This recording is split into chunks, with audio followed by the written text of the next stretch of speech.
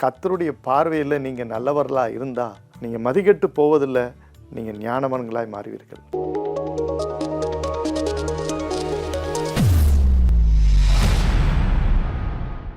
என் அன்பு சகோதர சகோதரிகளே, எனக்கு மிகவும் பிரியமானவர்களே, இயேசுவின் நாமத்தினாலே உங்களை நான் வாழ்த்துகிறேன். இந்த டெய்லி மிராக்கிள் மார்னிங் டிவோஷனில் நாங்கள் குடும்பமாக ஒவ்வொருவரும் உங்களுக்காக ஒவ்வொரு நாளும் நாங்கள் இந்த காலை தியானத்தை நாங்கள் வழங்குகிறோம்.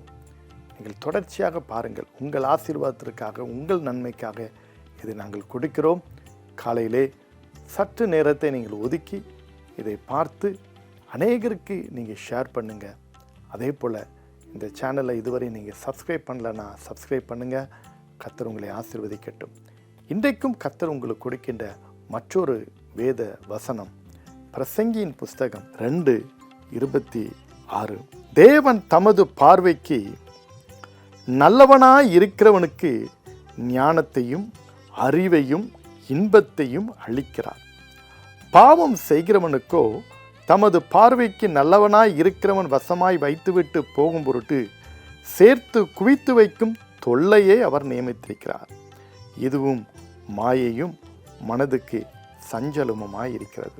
பிரியமான தேவனுடைய பிள்ளைகளே, பிரசங்கினி வந்துட்டாலே மாயை மாயை, எல்லா மாயை, மனதுக்கு சஞ்சலம், சூரியனுக்கு கீழே மாயை, சகலமும் மாயை. Yes, everything is vanity, no doubt at all. ஆனால் இங்கே ஒரு சத்தியத்தை நமக்கு சொல்லப்பட்டிருக்கிறது. என்ன சத்தியம்? தேவன் தமது பார்வைக்கு நல்லவனாய் இருக்கிறவனுக்கு. நான் கடந்த முறை கர்த்தருடைய கண்களை குறித்து நான் உங்கள்கிட்ட பேசினேன். ஆண்டோடைய கண்கள் எல்லாரையும் பார்க்கறதுன்னு. அப்போ அவர் அப்படி பார்க்கும்போது அவருடைய கண்களுக்கு யார் ஆண்டோடைய பார்வைக்கு நல்லவர்களாக இருக்கிறார்களோ, ஆண்டோடைய கண்களுக்கு, மனுஷன் கண்களுக்கு இல்லை. அவன் மனுஷன் கண்களுக்கு நடிக்கலாம், சில சமயத்தில் வேஷம் போட்டுடலாம் நல்லவனா. அதே நேரத்தில் சிலவன் தீயவனாக இருக்கிறவன் கூட சிலவனுக்கு அவன் நல்லவனாக தோன்றும். அந்த ஜஸ்டிஃபிகேஷனுக்கு நம்ம போகக்கூடாது. அது மனிதனுடைய ஜஸ்டிஃபிகேஷன். ஆனால் ஆண்டருடைய கண்களுக்கு அவருடைய இது கரெக்டாக இருக்கும், அக்யூரேட்டாக இருக்கும். அதில் எந்த டவுட்டும் இருக்காது. கர்த்தருடைய பார்வைக்கு நல்லவனாக இருக்கிறவருக்கு ஆண்டவர் பார்க்கும்போது யாரெல்லாம் நல்லவனாக இருக்கிறாரோ அவர்களுக்கு ஒரு 3 ஆசீர்வாதத்தை அழகாக கொடுக்குறாரு பாருங்க. ஞானத்தை, அறிவை, இன்பத்தை, விஸ்டம், நாலேஜ், ப்ளஷர். ஆண்டவர் கொடுக்கிறார். ஞானத்தையும் அறிவையும், அவர் சந்தோஷத்தையும் மகிழ்ச்சியை கொடுக்கிறார். எவ்வளோ பெரிய காரியம். இன்னைக்கு சிலர் அவசரப்பட்டு எதையாவது செய்துட்டு அதுக்கு பிறகு யோசிப்பாங்க. இது செய்கிறது கூட எனக்கு அறிவில்லாமல் போயிட்டேன்ட்டு ரொம்ப ஃபீல் பண்ணுறவங்களும் உண்டு. நிறைய பேர் சொல்லுவாங்க, என் வாழ்க்கையில் இன்பத்திற்கு பதிலாக துன்பத்தை தான் நான் நிறைய கண்டேன். ஆனால் கர்த்தருடைய பார்வையில் நீங்கள் நல்லவர்களாக இருந்தால் நீங்கள் மதிக்கெட்டு போவதில்லை, நீங்கள் ஞானவான்களாய் மாறுவீர்கள். நீங்கள் அறிவில்லாதவர்கள் அல்ல, அறிவுள்ளவர்களாக மாறுவீர்கள். உங்கள் வாழ்க்கையிலே துன்பம் அல்ல, இன்பத்தை, சந்தோஷத்தை ஆண்டவர் கொடுக்கிறார். எப்போ? ஆண்டவருக்கு பிரியமானவர்களாய் நீங்கள் இருக்கும்போது. அதே நேரத்தில் அதுக்கு மாறாக பாவம் செய்கிறவனுக்கு, அப்போ இவன் கர்த்தருடைய கண்களுக்கு பொல்லாதவனாக காணப்படுவான். அப்படியே ஆப்போசிட், நன்மையானவனாய் காணப்படுவதற்கு பதிலாக பொல்லாதவனாய் காணப்படுவான். அப்போ இந்த பொல்லாதவனாய் காணப்படுறவருக்கு என்ன கிடைக்குது? ஞானம் கிடைக்குமா? இல்லை. அறிவு கிடைக்குமா? இல்லை. இன்பம் கிடைக்குமா? இல்லை. அங்கே என்ன கிடைக்கிறது?